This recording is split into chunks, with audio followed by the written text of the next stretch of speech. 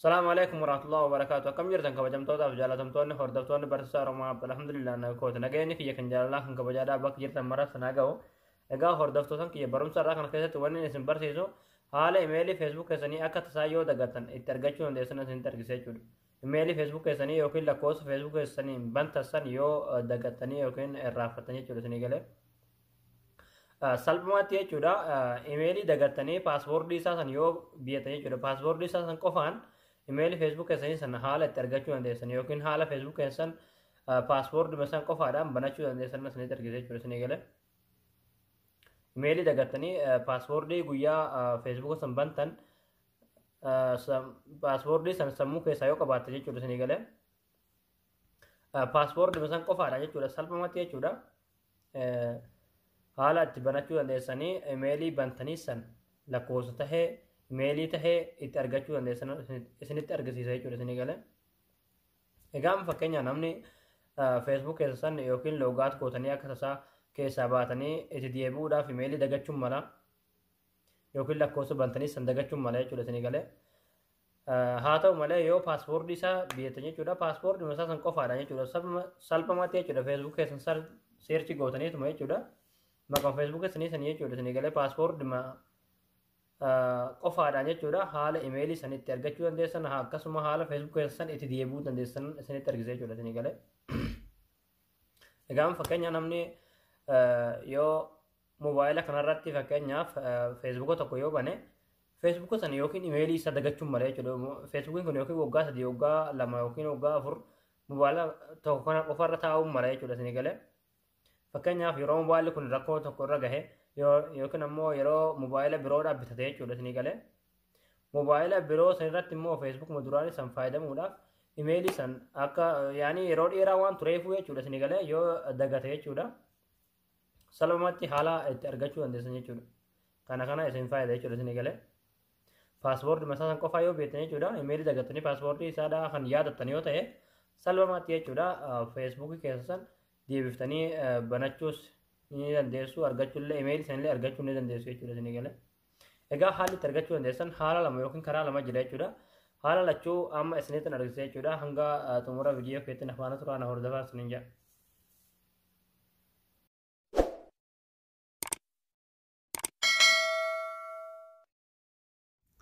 Ayyee hordoftoota kiyyaa akkuma silatti isiniin jedha jechuudha. Haalli imeelii feesbuuk keessanii kan isin jalaa bade deebiftanii itti argattan jechuudha haala lama yookiin karaa lama jira jechuudha egaa karaa lachuudha isteebii tokko tokkoon isinitti argisiisa jechuudha baay'ee tokko salphaadha viidiyoo kana hanga dhumaa daawwadhaa jechuudha egaa ammoo ni gootan jechuudha feesbuuk biroodhaa yoo qabaattanis yookiin ammoo feesbuuk namaa tokko yoo qabaattanis feesbuuk irra ni galtu jechuudha achi booda jechuudha asol ni dhuftu jechuudha seerchii kanarratti maqaa feesbuuk keessanii san ni barreessu jechuudha kan imeelii dagattasan jechuudha isinii galee egaa fakkeenyaaf kana imeelii dagadhee haa jennu jechuudha isinii galee fakkeenyaaf jechuudha tuqaa hasiisan irratti kilikni gootu jechuudha argachuudhaaf achi booda jechuudha asirratti jechuudha kooppii liink kan jettu ni jirti jechuudha asirratti ni argitu jedhu abdii qabaa kooppii liink irratti kilikni gootu jechuudha achi booda of duuba deebitu jechuudha haala kanaaf duuba deebitu jechuudha egaa achi booda jechuudha haala kanaan loogaat gootanii jechuudha isinii galee duuba deebitanii loogaat gootan jechuudha loogaat gootanii keessaa baatanii tuma salphumatti jechuudha egaa achi booda haala kanaan loogaat yeroo gootan jechuudha amma jechuudha asirratti jechuudha phone number or email address kan jedhu irratti gadi ni qabdu jechuudha ni galee sekoondii tokkoof gadi ni qabdu egaa haala kanaan paste kan jettu san kaansilatti liinkii san kooppii goone asirratti paste kan jettu san kilik gootu jechuudha haala kanaan sinii baate jechuudha egaa amma www.facebook.com sarara dalgee kanarraa kaaftanii ni hattu jechuudha sinii galee egaa amma kana jechuudha ni hattu jechuudha waan sultaan yookaan maddii mirgaadhaa kan ni dhiiftu jechuudha isinii galee fakkeenya waan sarara dalgee kana achi gama mirgaa waan jiru dhiiftanii gama of duubaa kan ni hattu jechuudha samma www.facebook.com sarara dalgee kajeewwan jechuudha slash kana ni hattu jechuudha haala kana isinii galee Egaa haala kanaan hattu jechuudha. Egaa kun amma akkuma argaa jirtan jechuudha. Tana qofa tafee jechuudha isinii galee. Tana qofatu nafee jechuudha. Tun amma akkuma argaa jirtan imeelii miti jechuudha isinii galee. Garuu salphumatti imeelii sana argachuun hin danda'a jechuudha. Amma ni gootan jechuudha paaspoortii feesbuukii isaanii itti guutu jechuudha. Bakka paaspoortii kanarratti kilik gootaniituma paaspoortii sana yoo beektan jechuudha. Imeelii dagattanii paaspoortii isaadhaa yoo beektan salphumatti paaspoortii itti guutu jechuudha.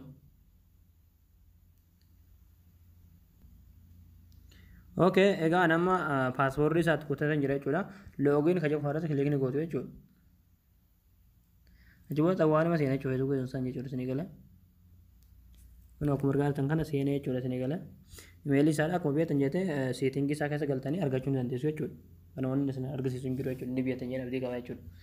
Amma isteepiin tokko isaadhaa haala kanaan jechuudha isinii galee. Isteepiin lammaffaadhaa immoo jechuudha. Wanni gootan ammallee keessanii baatu. Loogaat gootanii keessanii baatu jechuudha.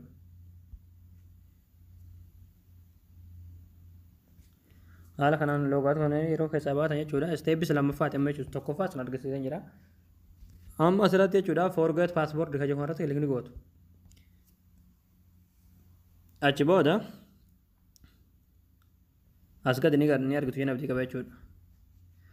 Search by your email address kan jedhamu irratti jechuudha. Irratti kilik ni gootanii.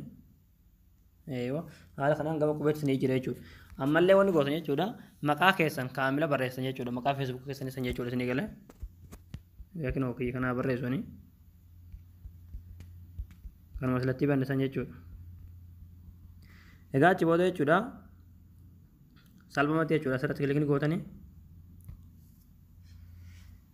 Egaa achi booda haala kanaan imeelii keessan isinii bana jechuudha. Isis immoo feesbuukii keessan isinii fida jechuudha.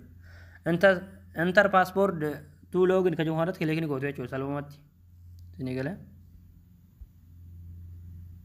Ammallee paaspoortii keessan san kan beektan san itti guutu jechuudha. Isinii galee. Egaa nama kiyya itti haa guutu. Okay, anamma itti guutatan jira jechuudha kiyya. Achi booda login kan jettu kilik itti goone xawwaaluma seenaa jechuudha ammaas. Egaa haala kana lachuu fayyadamtanii feesbuuk keessan fayyadamuu ni dandeessu jechuudha isinii galee fayyadamtanii paaspoortii feesbuuk keessanii san salphumatti argachuu ni dandeessu jechuudha. Seetingii isaa keessa galtanii keessumaa imeelii jechaa kiyya. Imeelii dagatteessan jechuudha. Salphumatti haala kanaan haalaan amma isinitti argisiisa jechuudha. Haala lachuu isaadhaa fayyadamtanii argachuu ni dandeessu jechuudha. Isinii galee. Egaa hordoftoota kiyya barumsa kanarraa asirratti raawwataa barumsa dabalataa argachuudhaaf YouTube channel keenya haarawaa yoo taatan subscribe gochuun hin dagatinaadha. Akkasuma viidiyoo keenya yoo jaallattan like share gochuun hin dagatinaadha. Gaaffii yoo qabaattanis komentii jalatti barreessuu ni dandeessu. Barumsa biraatiin haga walitti deebinutti waan hordoftaniif galatooma.